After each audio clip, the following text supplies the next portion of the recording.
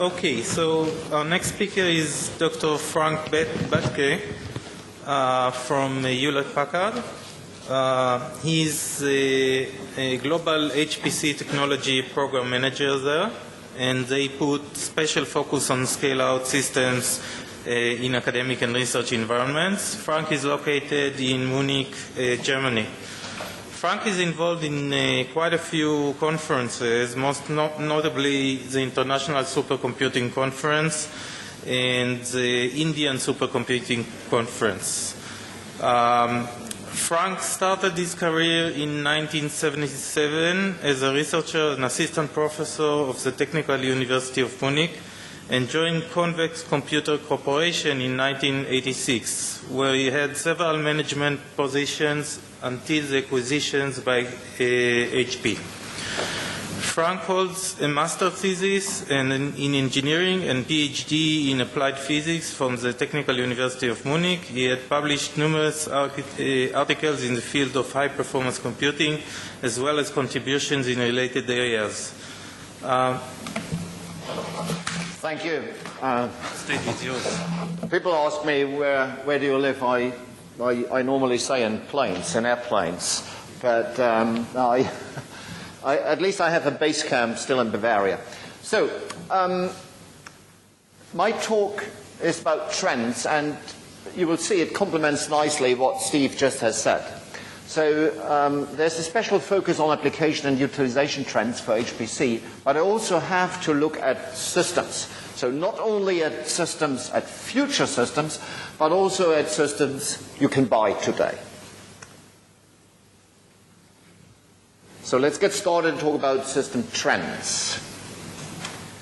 It is clear today, and it became obvious from Steve's talk, that standards today define what is the name of the game. So systems are supposed to be on standards, and for a while people believed one size fits all. So you took a standard processor, that's an x86 processor, you added memory, an interconnect, storage components, runtime software, management software, and you have a cluster. And that will do it. Now, what happened is we realized that might work, but not well enough. So to do the best part for the job, you probably need more specialized systems, still based on standards. So you might want to have the right x86 processors, smaller one, medium one, the large one with larger caches, more cores, different types of memories, and yes, memory will move on stack. CPUs will be complemented by GPUs, we will come to this. Fabrics will be more integrated, still there will be standards. I think there's no way in the future to survive for proprietary interconnect technologies. Storage will change. Part of the storage will move away from disk to memory. Tapes will disappear completely. Runtime software, and it has been said before, green computing, which means power efficient computing is more important. So the runtime software has to be power aware, and the application itself have to be aware of the power consumption and adapt itself to save power. And the management software has to look at integrated components in a much more thorough way. Why? If you design a system today and say, let's build some system that fits everything, it might not be fast enough for the most challenging applications, and that is about 10%, or it might consume too much energy. And there's also a market rule. If you design a system and you say, let's just build the fastest one we can get using the best technology available, it will serve a small percentage of the market, the 10% listed here, but it will be an overkill in terms of price.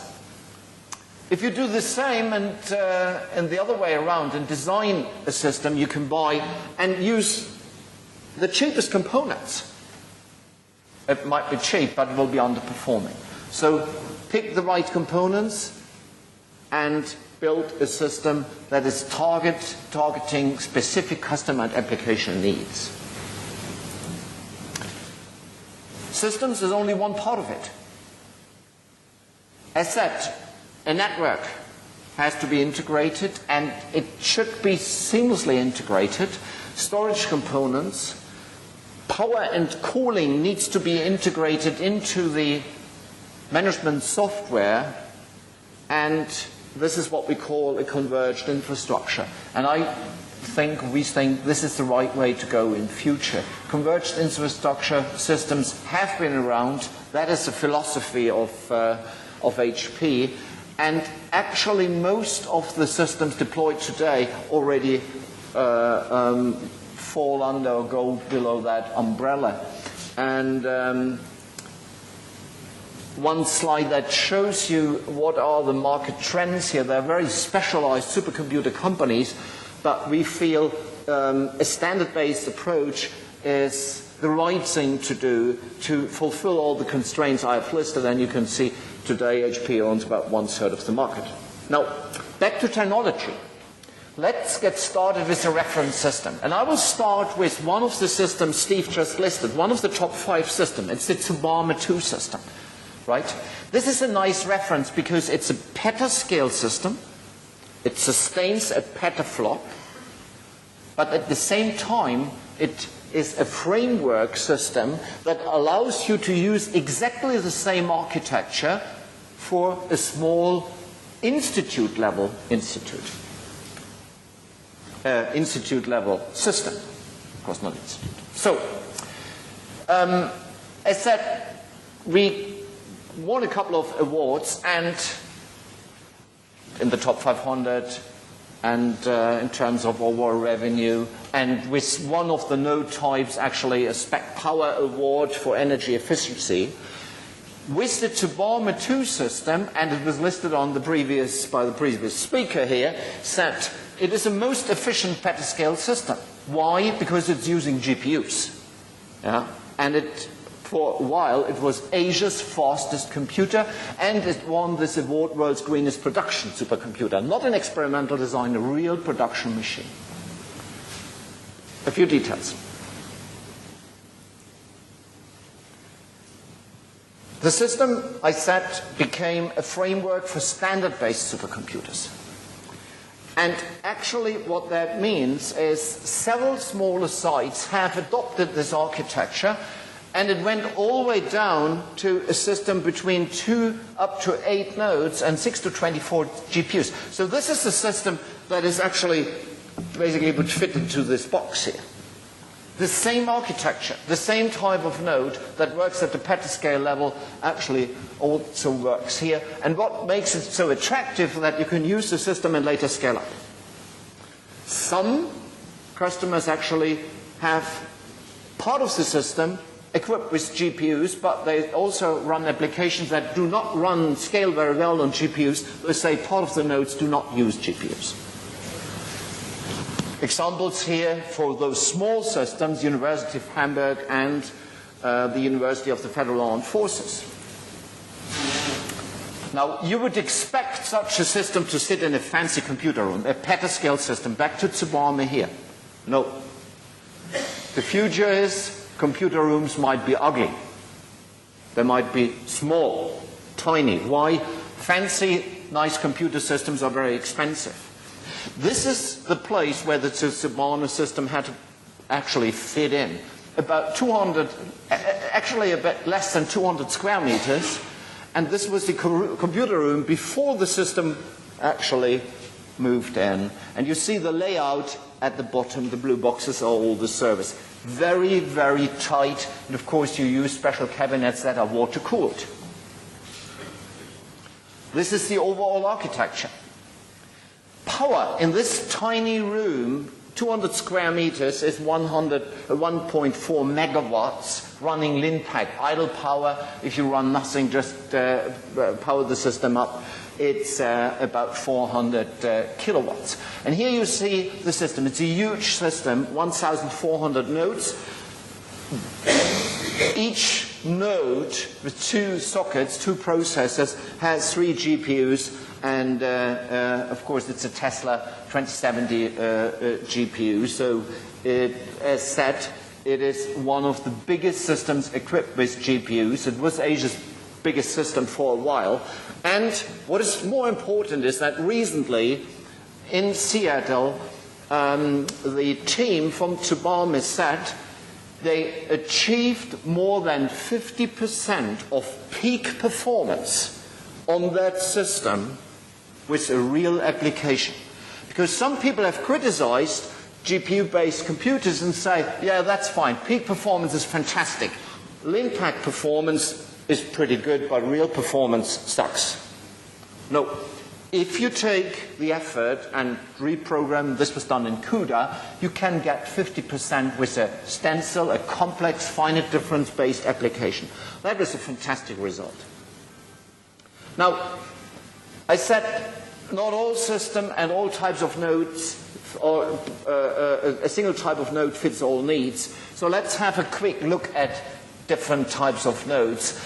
The one I've just shown you belongs to what we call the SL series. It's a hybrid design based on blades and classical nodes. Of course, some customers would prefer a classical blade design where all the wiring and everything is integrated in the backplane, very easy to serve, and the reliability extremely high. Many of those systems are up and running for years without being rebooted ever. And some customers prefer servers that we internally call pizza boxes. So the power supplies and everything is integrated. That's called the DL series on the left side. So just want to mention, you know, for high-end computers today, we see quite often the SL series. And the top 500 list, if you look at all the systems, you see many, many blades, but more than 100 blade systems. And some customers prefer the classical server nodes or a mixture of all of them. All those nodes, all those systems I've mentioned are based on x86 nodes with or without GPUs. So that I'll talk about trends. Yes, there are some new trends. Energy efficiency plays a key role. There are applications that need to scale, but they are not using floating point operations. You know, if you Google, if you do those kind of things, if you search a database, it is not floating point intensive. And still there's a challenge to reduce energy. So what do? You might be looking at a different type of CPU. And this is what you see here on the right side. On the left side, you see the traditional x86 scale-out servers. About 10 servers per rack. Couple of years we had an internal project called Moonshot. So we used the same external infrastructure, the same enclosure, but we designed a completely different type of server, much, much smaller, significant lower energy consumption per processor, and the processor is no longer x86. It's an ARM-based processor, different instruction set, and suddenly you can put about 1,000 servers per rack. That definitely does not work for classical high-performance computing, but you can argue it's a different kind of high-performance computing. So this is what we're doing in addition, and there are applications that fit very well into such an infrastructure. Application trends. Where are we going here? I have to apologize, there are two complex slides coming. The first one is, and I picked aerodynamics as an example. This talks about the simulation you can do in the aerospace business if you want to simulate flows around an aircraft. For a while, what we did is we used the Reynolds average Navier-Stokes equations, and there's no way to explain what that means. It basically means that you use simplified equations to calculate the flow field. And for a while, the typical question was, so Mr. Engineer, aerodynamic engineer, fluid dynamicist, what kind of system do you need to solve your problems? That's the wrong question. In reality, it was the other way around. A certain size of system allowed engineers to attack specific problems. Initially, it was just the rough flow field across plane, and then or a more detailed resolution around the engines and so on. And even exascale has been mentioned. We would not be able to run a fully Navier-Stokes solver across the flow field of the whole plane. It would exceed the potential of an exascale machine, and then we talk about zetascale. So in reality, you have a certain system, and then I think my voice getting lower a little bit. So you want to make sure that you address or that you understand what problem can be solved with the system you have available. That is very, very important. And when it comes to system, you have to take into account, and coming back to what has been said before, what kind of system architecture do you have? And is your application GPU enabled? Now, as said, this is a very complex slide, because this is a slide that actually shows that GPUs today have or will completely replace vector architectures. GPUs in this complex diagram where you see plotted computational density over memory access frequency. Memory access frequency is basically somehow related to memory bandwidth, and computational density shows, whether you span the whole memory or you work on a smaller part of the memory for a while. Matrix multiply operation would fit into that area. CFD is very memory intensive. It's on the right bottom part. The interesting thing is that GPUs do very, very well in both areas. And basically, it's fair to say, they have or will completely kill vector computers. It's game over, right? And so if you needed or you were thinking about vector computing in the past, GPUs is the new vector computers. And as I said, if you spent the same amount of time you did with vector machines in the past for GPUs, you will be awarded with outstanding performance. So let me sum up what we can say about applications. The available system determines the problem size an engineer or scientist can address today. The word of warning often is thought to be the other way around, but that's the reality. With larger systems, one can shift more and more emphasis from experiments to simulation. What does it mean? Why should I simulate, and not do experiments? Simulation is much cheaper, right? And this is happening in aerospace. It's happening across the board in life science, in solid-state physics, right? And this is the trend of this century, simulation. And it can also be in social sciences, actually. Now, the way you use system, the utilization of system can also be different and will be different. It could be in a classical setup. Classical setup, you're at a university, you have your university center. Or you have a remote center. Or, new trend, it's up in the cloud. Now, cloud computing would be a different subject, and it needs to be understood thoroughly. Some people today say, and they're all, not all, but most in marketing, they say, oh, forget classical centers, let's do it in the cloud. That's not enough by far.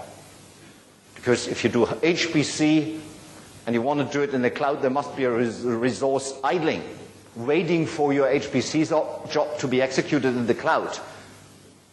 My response is, if there's a manager of a big system with idling resources, that gentleman should be fired, because it's wasting money, right? So this is a very, very difficult question. There are additional challenges in terms of security that needs to be addressed. But definitely future trend. Last chapter here is software utilization trends. So let's dive one slide into this cloud and system software management issues. As said, traditional data center, we all know what it is.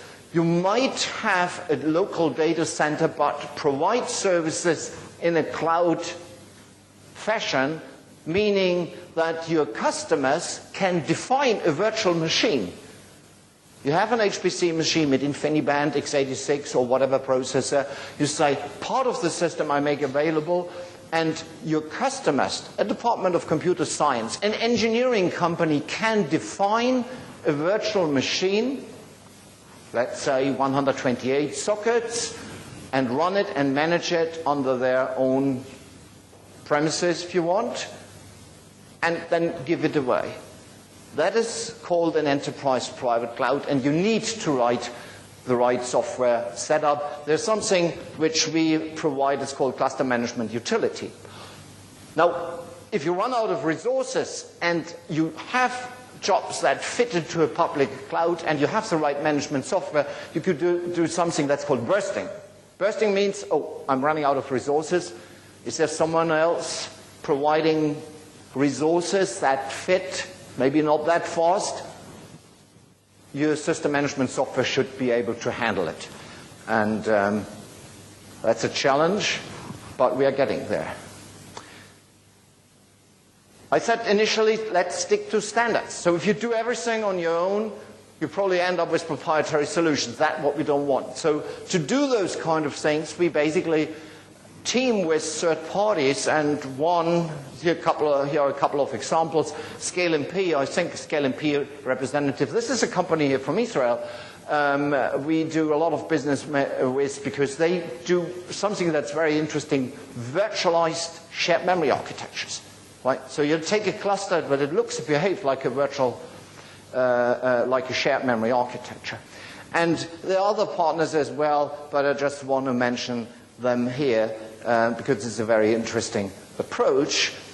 And at the end of the day, if you still have your own system, you have to think about to utilize it, to set it up somewhere. And there are also new trends. One example. This is the new computer center of the Massachusetts Institute of Technology, a small university in the United States. You would expect, again, a fancy computer center. Glass walls, lots of lights. No, that time is gone.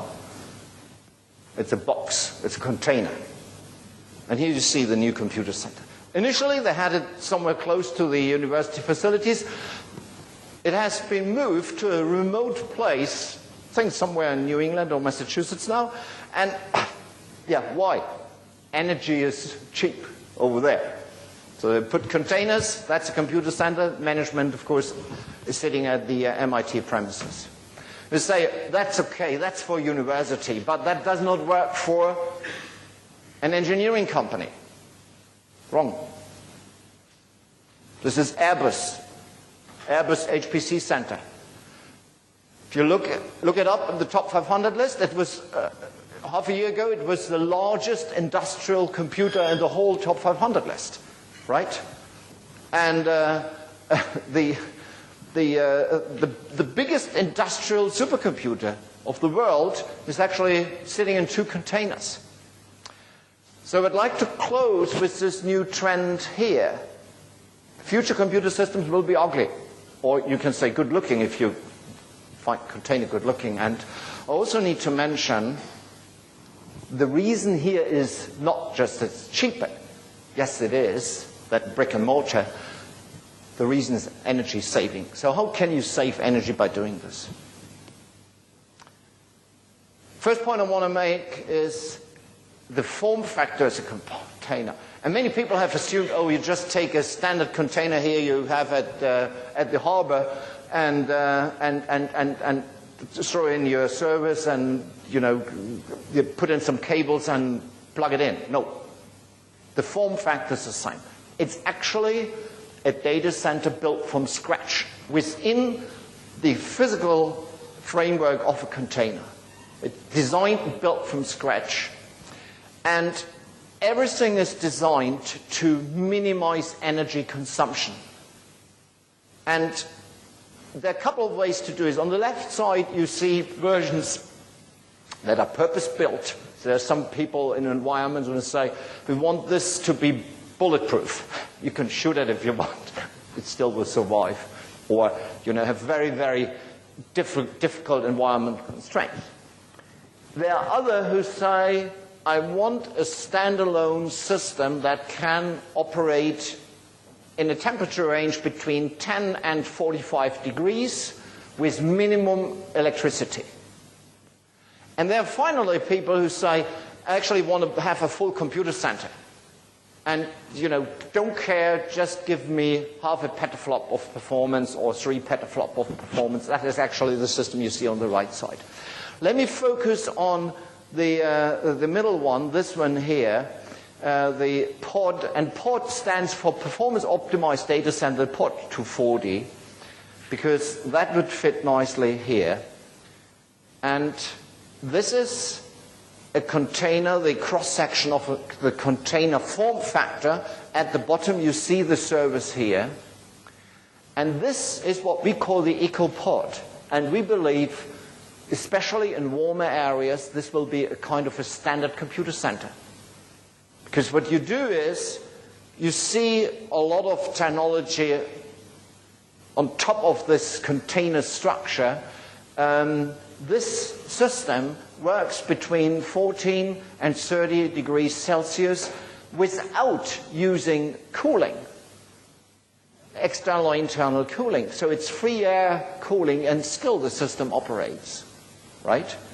If the external temperature exceeds 30 degrees, then you add some DX chiller and mix the air just to get it to the acceptable level. As soon as the external temperature drops below 30 degrees, you take it off, turn it off, and you again have just free air cooling, and your power bill will go down significantly if you add up what you have paid over the year. So this is what we expect in terms of utilization of HPC in future to happen much more often. And this is a nice slide Microsoft gave us and said that could be our new future big high-end computer center. It's all containers. You see a crane shipping in, bringing in new containers. Time to sum up. Many interesting trends, all within the framework of standards. And yes, HP, here you see the famous garage where HP was founded. Of course, we are looking towards exascale. We have exascale systems in our labs. We try to do this, sticking to standards, as we said, that was the successful way, and at the same time provide service that fit industrial and research needs. Thank you very much.